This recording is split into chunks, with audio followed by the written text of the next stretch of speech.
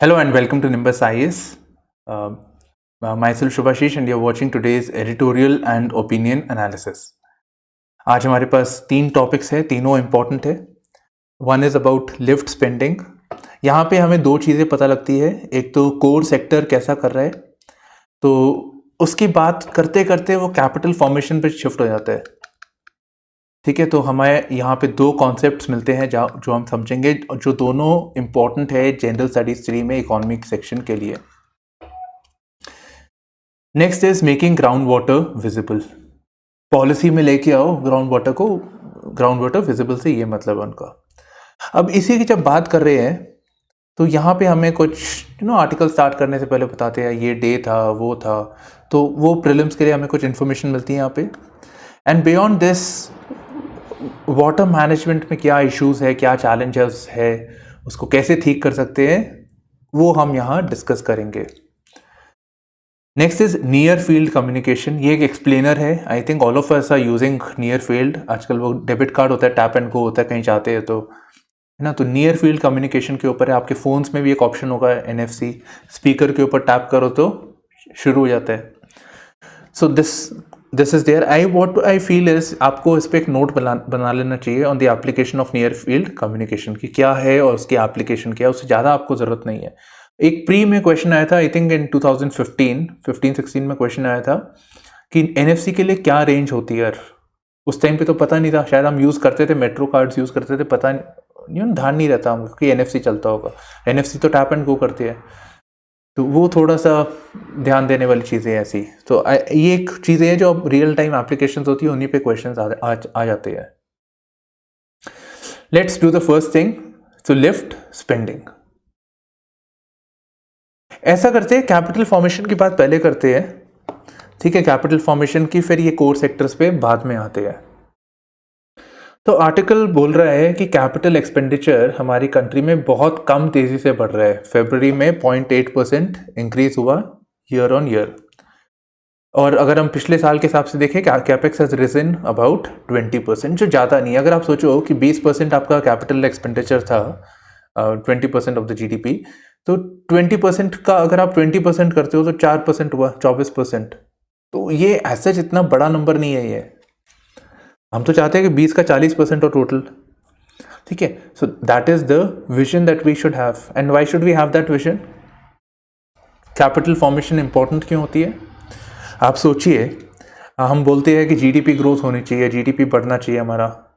GDP कैसे बढ़ेगा?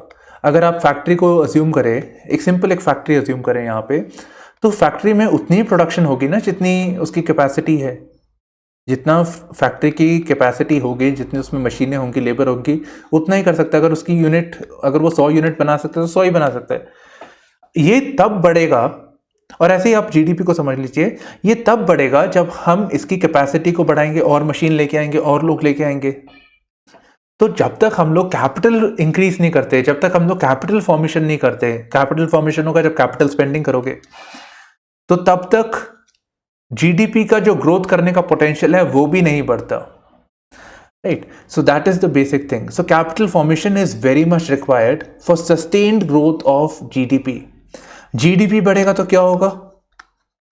Inequality of income को छोड़ के GDP बढ़ेगा तो we expect that more jobs will have to be created. ज़्यादा जॉब्स बढ़ेंगी, ज़्यादा डिमांड होगी, ज़्यादा सप्लाई होगी. So by and large it is a good thing. So generally हम लोग बात करते हैं कैपिटल फॉर्मेशन बढ़ाना चाहिए, ये सब चीज़ें. तो अब हमारा तो ये तो बढ़ नहीं रहा ज़्यादा, इस रेट पे ज़्यादा हमारा ये बढ़ नहीं रहा. अब हमारी जो गवर्नमेंट ने बजट में बोला था दैट पिछले साल कि उन्होंने 1.2 लाख करोड़ वो स्पेंड नहीं कर पाए थे ऑफ ऑल द बजट. तो so it was not able to spend and it appears unlikely that the government would meet the target. ये जो फिस्कल ईयर 2022 का 6 लाख करोड़ का टारगेट है वो भी लगता है पूरा नहीं कर पाएगी. ठीक है, हो सकता है बिकॉज अभी आप ये देखिए कि फिस्कल डेफिसिट इतना बढ़ गया है. गवर्नमेंट कह रही थी कि फिस्कल डेफिसिट हम कम कर देंगे बाय ये जो LIC के जो शेयर्स बेच के, जो LIC के ओनरशिप है उसको बेच के हम फिस्कल डेफिसिट ब्रिज कर देंगे.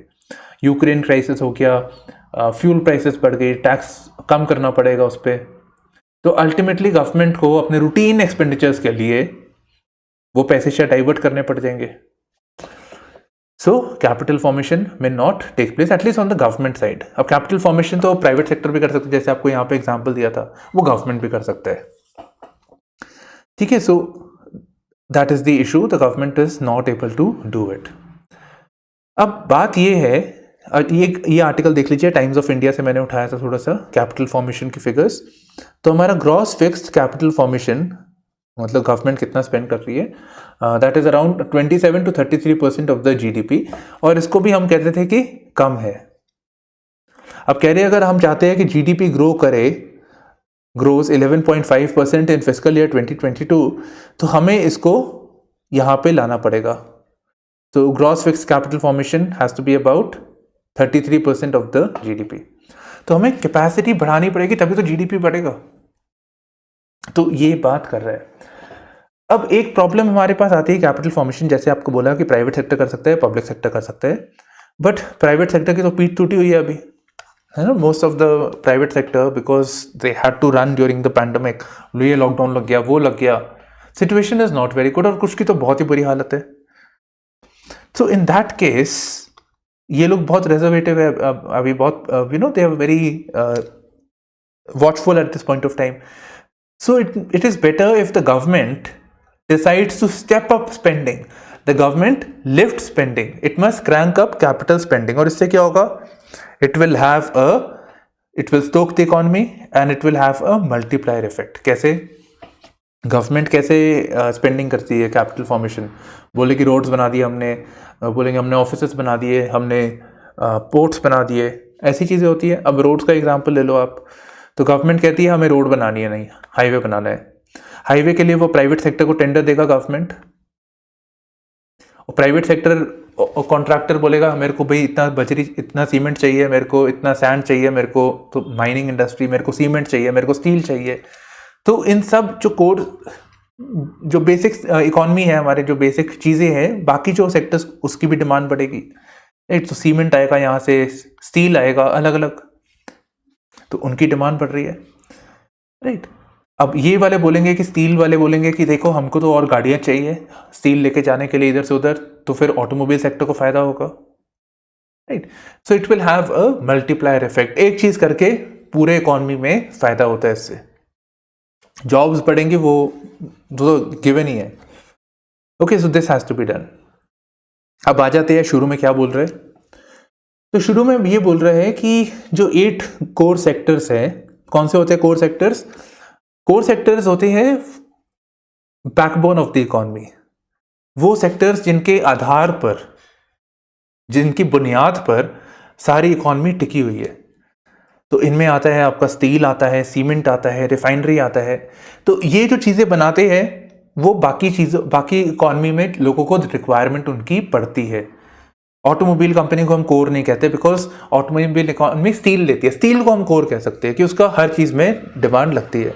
तो कह रहे हैं कि जो कोर सेक्टर है उसकी डिमांड मतलब बड़ा है 5.8%, पर वो इसलिए बड़ा है क्योंकि पिछले साल बहुत गिरा था वो. तो ये ज़्यादा अच्छा नहीं है ये 5.8%. और अगर आपका कोर सेक्टर बुरा कर रहा है, स्टील की डिमांड कम है, रिफाइनरी की कम है, इसका मतलब ये है कि बाकी सेक्टर्स में से डिमांड नहीं आ रही है उसको. So the overall economy is not doing well. Right, so that is the basic crux of this thing over here. अब आपको जो ध्यान में रखना है कि कोर सेक्टर में कौन सी इंडस्ट्रीज आती है, आपको वो पता होना चाहिए. और कोर सेक्टर्स में जो इंडस्ट्रीज है उनका वेटेज क्या है, उसको असेंडिंग ऑर्डर में लेके आना, उसको डिसेंडिंग ऑर्डर में लेके आना, इतना आपको ध्यान में रखना चाहिए. और मैक्सिमम वेटेज यहां पे लिखा हुआ है, it is about 28% given to the refinery. ठीक है, तो ये हमारा पहला आर्टिकल हो गया. Now moving on to the next article. मैंने एक आपको क्वेश्चन भी फ्रेम करके दिया हुआ है. Okay, so this article is talking about making the ground water visible. ठीक है, थोड़ा सा ये डायग्राम देख लो, ज्योग्राफी डाल रहे हैं हम लोग यहाँ पे. तो क्या होता है ग्राउंड वाटर? जो भूजल है ना, भूजल होता है. तो जो अर्थ के नीचे जो पानी है वो आपका ग्राउंड वाटर है. तो कैसे आते हैं? अपने आप से तो आया नहीं होगा, तो हो सकता है अपने आप से भी, बट बेसिकली इट इज पानी जो होता है, बारिश से आ रहा है, कोई नदी का पानी जा रहा है, कुछ भी हो रहा है, कुछ पानी इनफिल्ट्रेट कर जाता है, या हम ऐसे बोलिए तो परमिएट कर जाता है जमीन के अंदर. तो जमीन में आने से वो रिचार्ज हो जाता है, पानी यहाँ पे आ जाता है, स्टोर हो जाता है, और इनको हम बोलते हैं एक्यूफायर्स। ठीक है, तो पानी यहाँ कलेक्ट होता रहता है। तो इसी को जब एक्सट्रैक्ट करते हैं, वो होता है बेसिकली ग्राउंड वाटर एक्सट्रैक्शन। ठीक है, ये चीज है। तो आर्टिकल क्या बोल रहे हैं कि अभी एट दिस मोमेंट हम लोग बोलते हैं ये ग्राउंड वाटर अलग है, इसके लिए अलग डिपार्टमेंट बना हुआ है, और रिवर वाटर या सरफेस वाटर को अलग समझते हैं हम लोग। कहते हैं ये बात गलत है, we should have an integrated approach. हमको इसको कंबाइंड वे में देखना चाहिए, बिकॉज कंबाइंड ही है ना। यहां से आ रहा है पानी, जहां मर्जी से आए, और पानी तो पानी होता है। तो we should have an integrated approach to water management. अच्छा, अब आ जाओ ये क्या बोल रहे हैं। ये आर्टिकल स्टार्ट करने से पहले थोड़ा सा एक मूड बना रहे हैं। अच्छा, the theme of this world's water day, तो वर्ल्ड वाटर डे हुआ था, और ये आपके प्रीलिम्स के लिए इंपॉर्टेंट है, वर्ल्ड वाटर डे। तो इसका थीम था ground water making the invisible visible. क्या मतलब? एक तो होता है कि ग्राउंड वाटर इनविजिबल है, अब ग्राउंड वाटर को विजिबल करने का ये मतलब नहीं कि सारा निकाल दो पानी, वो बोल रहे हैं कि इसको पॉलिसी मेकिंग में इसको रखो, इसको कंसिडर करो, हैव एन इंटीग्रेटेड अप्रोच। ये एग्जिस्टिंग अप्रोच को चेंज कीजिए। ग्राउंड वाटर हर जगह चाहिए आपको, ठीक है, पानी आपको चाहिए, सरफेस वाटर नहीं है, एरिड एरियाज में भी पानी ग्राउंड वाटर से ही आता है अल्टीमेटली, तो ये चाहिए। अब मुद्दा ये आ रहा है, प्रॉब्लम ये आ रही है कि हम जो ग्राउंड वाटर को एक्सट्रैक्ट कर रहे हैं वो बहुत फास्ट पेस पे कर रहे हैं। हमारी डिमांड बढ़ रही है पर पानी उस लेवल पे रिचार्ज नहीं हो रहा, तो ग्राउंड वाटर एक्सट्रैक्शन हो रही है। तो हम लोग ऑलरेडी बाय एंड लार्ज, इन अगर हम एवरेज निकाले तो 60% तक पहुंच गए। पंजाब वगैरह जाए तो it is at more than 70%, मतलब हम एक्सट्रैक्ट कर चुके हैं। मतलब अब एक्सट्रैक्ट करने का मतलब है ये जितना ऊपर होगा, वाटर टेबल जितना ऊपर होगा उतना आसानी से निकलेगा, उतना नीचे आना पड़ेगा। वाटर टेबल जितना बढ़ेगा तो आपको और नीचे आना पड़ेगा एक्सट्रैक्ट करने के लिए। You have to go deeper. When you go deeper you are getting exposed, जो भी इस पानी को कंज्यूम करेगा, और हम लोग सब है इसमें, we are getting exposed to the pollutants, heavy pollutants, fluoride, iron, salinity, nitrates, arsenic contamination. And this is one of the reasons because of which we have the high incidence of cancer in this region, ऐसा समझा जा रहा है, right. तो ये है, वैसे माना जाता है कि 70% तक अगर एक्सट्रैक्शन हुआ है, उससे कम 70% से कम सेफ है, उसके ज़्यादा जाओ तो फिर कंटामिनेशन का खतरा बढ़ जाता है। So now we have two fold risk with reference to ground water. One is the unsustainable extraction, तो पानी खत्म हो रहा है, एंड दूसरी चीज है द क्वालिटी ऑफ वाटर, ठीक है, उसमें पोल्यूटेंट्स हो रहे हैं, and it will have an harmful effect on the health of the human beings. अब इसके चलते मिहिर शाह कमेटी रिपोर्ट, उन्होंने कुछ चीजें प्रपोज करी थी, और यहां तक आप रुक जाइए। अब इसको भी यहां पे भी इसको मर्ज कर लो, इस क्वेश्चन को भी मर्ज कर लो। Nearly half of India's population is water stressed, ठीक है, there is a composite water management index जो कहता है कि 660 million of a population is water stressed. आधी पॉपुलेशन ही होगी ना, 1.3 बिलियन तुम्हारी पॉपुलेशन है, उसका आधा हो गया। In this regard examine reforms in management and governance of water resources. ठीक है, अब यहाँ पे अगर आप एक्चुअल में आंसर लिख रहे हो, आपको थोड़े और डायमेंशंस ऐड करने चाहिए कि क्या से इम्पैक्ट होगा, क्या शॉर्टकमिंग्स है, वो सब। अच्छा, अब आते हैं मिहिर शाह के ऊपर। तो 2016 में एक मिहिर शाह कमेटी रिपोर्ट बनी थी। I am clubbing all the points और यहाँ लिख रहा हूँ, मिहिर शाह कमेटी रिपोर्ट। उन्होंने बोला ये अप्रोच जो एक्सिस्टिंग अप्रोच है वो ठीक नहीं है, we should have an integrated approach, क्योंकि ग्राउंड वाटर तो सरफेस वाटर से ही बनता है अल्टीमेटली, तो we should have an integrated approach. We should have a distinct bodies for ground water and surface water, rather we should have a single body, that is national water commission. ठीक है, तो ये body होनी चाहिए। और इस body में normally water commission की जो बॉडीज होती है उसमें ज़्यादातर इंजीनियर्स है। इंजीनियर्स वो बोलते हैं हम डैम बना देंगे, हम सिविल वर्क करेंगे, पानी खड़ा होगा वहां पे तो हम उसको सप्लाई करेंगे, तो इंजीनियरिंग पॉइंट ऑफ व्यू से सोचते हैं।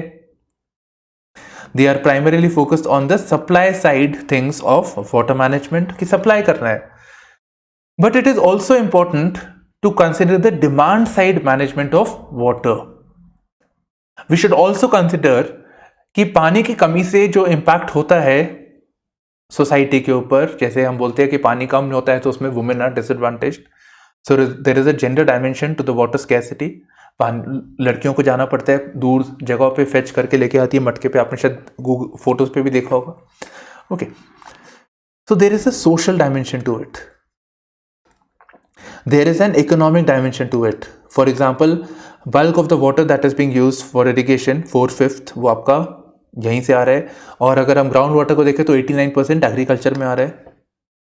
ठीक है, तो एग्रीकल्चर, तो sustainable agriculture practices given the water scenario वो हो सकता है. तो डिमांड साइड मैनेजमेंट भी हो जाती है इस तरह से. ठीक है, industrial usage of water, mining में वाटर, पावर प्लांट्स में वाटर. तो वी शुड हैव, ये नेशनल वाटर कमीशन बनेगी, should not just have the engineers, it should have people from different walks of life. It should also have people associated with geology, क्योंकि ये geology है जो पानी जो store हो रहा है, पानी जैसे जा रहा है, अर्थ की study, that is geology. So multiple domains में एक्सपर्टीज होनी चाहिए. ठीक है, तो एक उन्होंने ये बात बोली, यहां आप रुकते हैं. नाउ वन मोर थिंग, हम सबको पता है water is a community resource, पर जिसके घर में ट्यूबवेल लगा है वो उसकी रिसोर्स है ना. सबके आजकल लग ही रहे हैं, जैसे पानी कम हो रहा है तो ट्यूबवेल लग रहे हैं, वो उनकी रिसोर्स है. तो अब ट्यूबवेल तो हर कोई बंदा, दिल्ली वगैरह में तो बहुत बुरा हाल है, तो वो लोग और बड़े बड़े पावरफुल ट्यूबवेल नीचे डालते रहते हैं.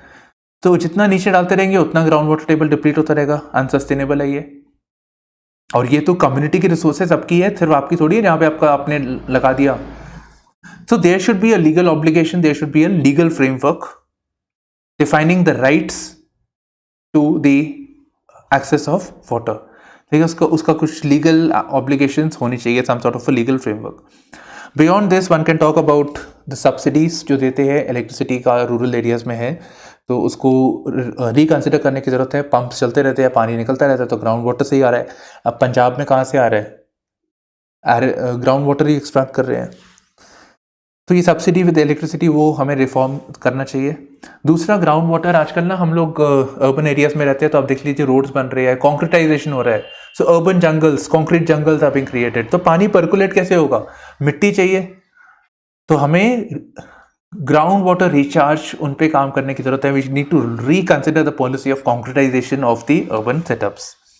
ठीक है, तो ये है सस्टेनेबल प्रैक्टिसेस हमें वहां अडॉप्ट करनी चाहिए.